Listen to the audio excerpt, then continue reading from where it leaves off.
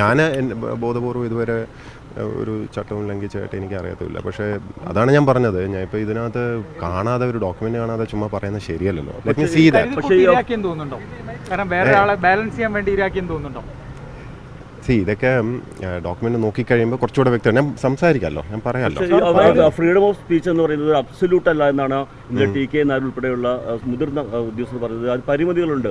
ആ പരിമിതികൾ താങ്കൾ ലംഘിച്ചു. മാത്രമല്ല വ്യക്തിപരമായി പരിഹസിക്കുന്ന രീതിയിലുള്ള പരാമർശങ്ങൾ നടത്തി. അദ്ദേഹത്തിന് വട്ടാണെന്ന രീതിയിലുള്ളവരൊക്കെ. ഞാൻ പറയാത്ത കാര്യങ്ങളൊന്നും പറയല്ലേ. പറയാത്ത കാര്യങ്ങൾ മനോരോഗി എന്നൊക്കെ താങ്കൾ ഞാൻ പറഞ്ഞിട്ടില്ലേ, ഇഡിയംസ് ആൻഡ് ഫ്രേസസ് എന്ന് പറഞ്ഞിട്ട് റെന്നൻ മാർട്ടിൻ്റെ ഒരു പുസ്തകമുണ്ട്, ഇഡിയംസ് ആൻഡ് ഫ്രേസസ്. അത് ഇംഗ്ലീഷിലുള്ള ഇഡിയംസ് ആൻഡ് ഫ്രേസസ് ആണ്.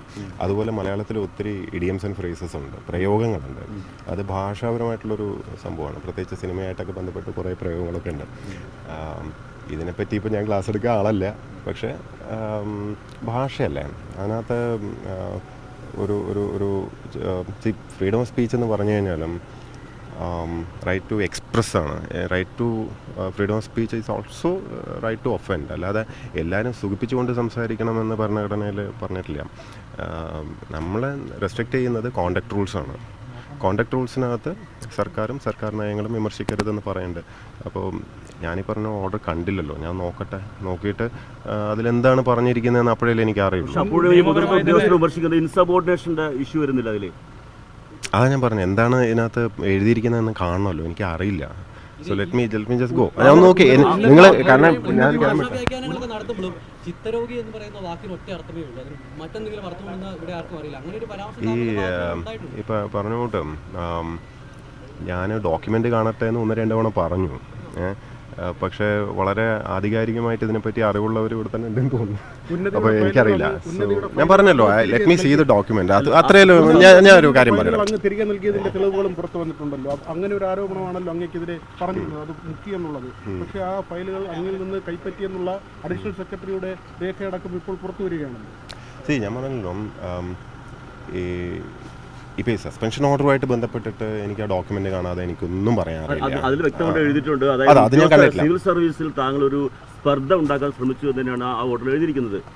ഞാൻ പറഞ്ഞല്ലോ, സാധാരണ ഓർഡറുകളൊക്കെ നമുക്കാണ് കൺവേ ചെയ്ത് വരിക. ഇതിപ്പം നിങ്ങൾക്കൊക്കെയാണ് കിട്ടിയെന്ന് പറയുന്നത്, എനിക്കറിയില്ല. എനിക്ക് കിട്ടിക്കഴിയുമ്പോൾ എന്നെ ഒന്ന് പറയാൻ പറ്റും. ഞാൻ ഒന്ന് കിട്ടിക്കഴിഞ്ഞിട്ട് നോക്കിയിട്ട് പറയാമല്ലോ. ഞാൻ ഇവിടെയും പോകുന്നില്ല, ഇവിടെ തന്നെ ഉണ്ട്. അപ്പോൾ അതാ ഞാൻ പറഞ്ഞത്, കേരളത്തിൽ ഒരു വലിയ പ്രശ്നം എന്ന് പറഞ്ഞാൽ സത്യം പറയുക, സത്യം ഉറക്കെ പറയുക, ഇതൊക്കെ പറഞ്ഞു കഴിഞ്ഞാൽ ആക്ടിവിസമോ അല്ലെങ്കിൽ പൊളിറ്റിക്സോ അങ്ങനെയൊക്കെ ലക്ഷ്യമുണ്ടെങ്കിൽ മാത്രമേ അതിനൊരു പ്രത്യേക ഒക്കേഷനൊന്നും വേണ്ട. സത്യം പറയാൻ പ്രത്യേക സാഹചര്യവും ഒക്കെ വേണോ ഇന്നത്തെ ദിവസം, ഇന്ന ഒരു അജണ്ട വെച്ചിട്ട് ഇതിനൊക്കെ ഓവർ ഹൈപ്പ് ചെയ്യരുത്. ഒന്നാമത് കേരളത്തിലെ പൊളിറ്റിക്സ് നിങ്ങൾക്ക് തോന്നുന്നുണ്ടോ എനിക്ക് പറ്റിയാണെന്ന്? അല്ല, നിങ്ങൾക്ക് തോന്നുന്നുണ്ടോ? സത്യമായിട്ട് പറ. ഒരു ഫെയർ ആയിട്ടുള്ളൊരു കാര്യം പറയാനോ ഒരു സത്യമായിട്ടൊരു കാര്യം സംസാരിക്കാനോ ഇവിടെ എനിക്ക് ഭരണഘടന തരുന്ന അവകാശമുണ്ടെന്ന് മാത്രമേ ഞാൻ വിശ്വസിക്കുന്നുള്ളൂ. അതിനിങ്ങനെ കോർണർ ചെയ്യേണ്ട കാര്യമൊന്നുമില്ല തന്നെ. ഇപ്പോൾ ഈ പറഞ്ഞുകൊണ്ട് അയാളിങ്ങനെ പറഞ്ഞു, മറ്റേ ആളിങ്ങനെ പറഞ്ഞു, മറിച്ച് അവരുടെയൊക്കെ അഭിപ്രായം അവർ പറയുന്നു. ഞാനൊരു നിയമം പഠിച്ച വ്യക്തിയാണ്. എന്നെ സംബന്ധിച്ചിടത്തോളം കുറച്ചുകൂടെ ക്ലാരിറ്റി ഉണ്ട് എന്നാണ് എൻ്റെ വിശ്വാസം. സുപ്രീം കോടതി വിധികളൊക്കെ ഈ വിഷയത്തിൽ ഇഷ്ടം പോലെ ഉണ്ട് കാണും. വേണമെങ്കിൽ നിങ്ങൾക്ക് തന്നെ തപ്പിയെടുക്കാവുന്നേ ഉള്ളൂ. ഇതെല്ലാം ഞാൻ സ്പൂൺ ഫീഡ് ചെയ്യേണ്ട കാര്യമൊന്നുമില്ലല്ലോ. Facts are facts.